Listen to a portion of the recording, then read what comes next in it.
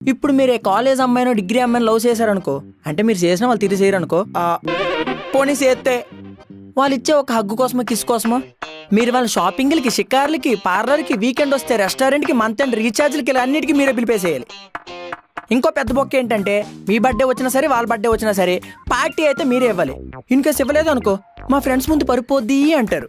దానికోసం గిఫ్ట్లు కొనాలి, ఆ కొనడానికి ఇంట్లో అబద్ధాలు చెప్పాలి, ఫ్రెండ్స్ ముందు బాధలు, తెలిసి తెలియని యాప్ల్లో అప్పులు తీర్చడానికి ఇష్టం లేని జాబుల్లో తిప్పలు. తీరా ఇంత చేశాక వాళ్ళ నుంచి వచ్చే ఒకే ఒక అమాయకపు డైలాగు, సారీ నాకు ఇంట్లో పెళ్లి ఫిక్స్ అయింది, నీ మంచితనానికి నాకన్నా మంచి అమ్మాయి వస్తుంది అని సొల్లి చెప్పి చివర్లో హగ్గిచ్చి దొబ్బేస్తారా. అప్పుడు మన పరిస్థితి దేవదాసులో తాగుబోతుగానో, ప్రేమిస్తులో పిచ్చోడుగానో మిగిలిపోవాలి. అదే ఇలా స్కూల్ పాపను లవ్ చేసామనుకో మహా అయితే ఏమడుగుతారా? Hair పిన్నో, rubber Bando, geometry బాక్సో, ice క్రీమో, మహా అయితే వారానికి వస్తారు పానీపూరి. అదే నీలాగ ఆంటీని లవ్ చేసామనుకో మొత్తం వాళ్ళే పెట్టుకుంటారు, అన్ని వెళ్ళ ఖర్చు పెట్టు కదా. అంతే కదా.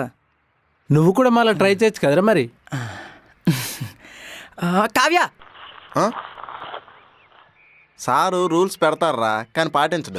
అత్తలేరా త్వరగానే అత్తాడు. ఈలోపు నేను మా ఆంటీకి ఫోన్ చేసుకుంటాను.